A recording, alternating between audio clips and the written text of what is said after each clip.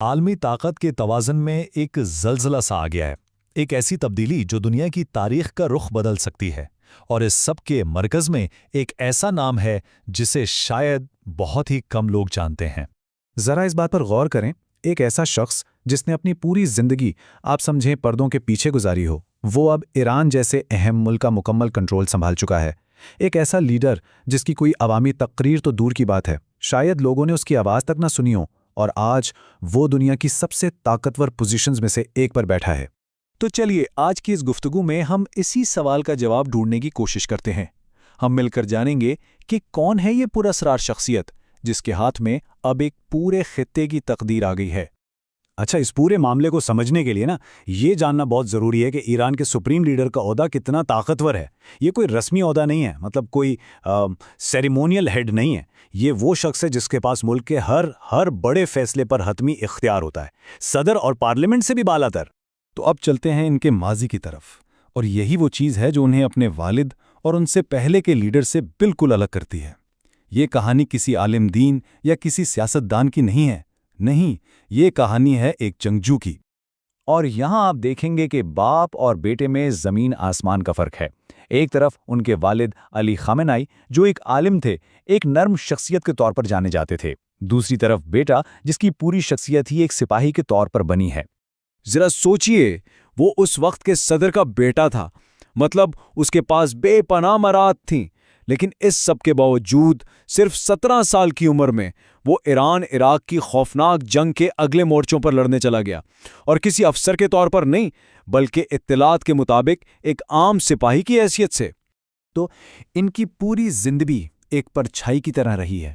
انہوں نے کبھی کوئی بڑا عوامی عہدہ نہیں سنبھالا، نہ صدر، نہ وزیر، کچھ بھی نہیں، لیکن پردے کے پیچھے انہوں نے بے پناہ طاقت جمع کی، خاص طور پر طاقتور اسلامی پاسداران انقلاب یعنی IRGC کے ساتھ اپنے گہرے تعلقات کے ذریعے۔ اور ان کا اثر اتنا زیادہ تھا کہ جب امریکہ نے ان پر پابندیاں لگائیں تو وہ کسی عوامی عہدے کی وجہ سے نہیں بلکہ فوج اور انٹیلیجنس پر ان کے خفیہ کنٹرول کی وجہ سے لگائی گئی تھیں۔ اب کہانی ایک بہت ہی ڈرامائی اور سچ پوچھیں تو ایک پرتشدد موڑ پر آتی ہے۔ یہی وہ واقعات تھے جو انہیں سیدھا اقتدار تک لے آئے۔ یہ سب کچھ بہت اچانک ہوا اور بہت تباہ کن تھا۔ اچھا، اس تبدیلی کی اہمیت کو سمجھنے کے لیے ذرا یہ دیکھیں، 1979 کے انقلاب کے بعد سے ان سے پہلے صرف 2 ہی لوگ اس عہدے پر آئے ہیں۔ اس سے اندازہ ہوتا ہے کہ اقتدار کی یہ منتقلی کتنی غیر معمولی اور کتنی تاریخ ساز ہے۔ ان چند دنوں میں واقعات اتنی تیزی سے پیش آئے کہ سنبھلنے کا موقع ہی نہیں ملا۔ ایک طرف ملک نے اپنا سپریم لیڈر کھو دیا، اور دوسری طرف خود مجتبیٰ نے ایک ہی دن میں اپنے خاندان کی 3 نسلیں کھو دیں، اپنی والدہ، بیوی اور بیٹا، اور اسی ذاتی المیے اور قومی بحران کے بیچ میں ان کا انتخاب ہوتا ہے۔ اور یہیں آ کر تاریخ کی ایک بہت بڑی ستم ظریفی سامنے آتی ہے۔ دیکھیں، ایران کا انقلاب آیا ہی اس اصول پر تھا کہ بادشاہت کو ختم کرنا ہے، اس سوچ کو ختم کرنا ہے کہ اقتدار باپ سے بیٹے کو ملے گا۔ لیکن تاریخ کا کھیل دیکھیں، بالکل یہی چیز اب ہو گئی ہے۔ تو اب سب سے بڑا سوال یہ ہے کہ جب ایک فوجی پس منظر والا لیڈر سپریم لیڈر بنتا ہے تو ایران کی پالیسیوں پر کیا اثر پڑے گا؟ کیا ایران کا پورا نظریہ ہی بدلنے والا ہے؟ یہ بیان جو بحران سے پہلے کا ہے، اس بات کی طرف اشارہ کرتا ہے جو شاید مجتبیٰ کی قیادت کا سب سے اہم پہلو بن سکتا ہے۔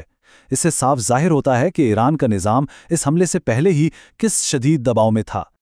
اور یہی وہ نقطہ ہے جو دنیا کے لیے سب سے بڑی پالیسی تبدیلی لا سکتا ہے۔ یاد کریں، ان کے والد نے ایک فتویٰ دیا تھا، ایک مذہبی حکم کہ ایٹم بم حرام ہے، لیکن مجتبیٰ کا شمار ہمیشہ ان سخت گیر لوگوں میں ہوتا تھا جو یہ مانتے تھے کہ قومی بقا کے لیے ایٹمی ہتھیار ضروری ہیں۔ تو اب جب وہ خود اقتدار میں ہیں، یہ ڈر بہت حقیقی ہے کہ وہ فتویٰ شاید واپس لے لیا جائے۔ ظاہر ہے اقتدار کی یہ تبدیلی الگ تھلگ تو نہیں ہوئی نا، پوری دنیا نے فوری طور پر رد عمل دیا اور اس کے اثرات بھی فوراً ہی محسوس کیے جانے لگے۔ یہ بیان ایک بڑی عالمی طاقت کی طرف سے فوری اور کھلی مخالفت تھی۔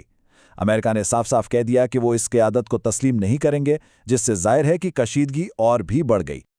اور اس قیادت کی تبدیلی کے جو نتائج تھے وہ فوری اور بالکل واضح تھے۔ عالمی تیل کی منڈیوں میں ہلچل مچ گئی، فوجی کشیدگی خطرناک حد تک بڑھ گئی، یعنی پوری دنیا نے اس کے جھٹکے محسوس کیے، اور یہی وجہ ہے کہ یہ معاملہ اتنا زیادہ اہم ہے۔ تو آخر میں سوال یہی رہ جاتا ہے کہ اب آگے کیا ہوگا؟ جب ایک عالم کی جگہ ایک جنگجو لے لے تو پالیسیاں نرمی کی طرف جائیں گی یا سختی کی طرف؟ مستقبل غیر یقینی ہے اور پوری دنیا آپ کے لیے سانس رو کے دیکھ رہی ہے۔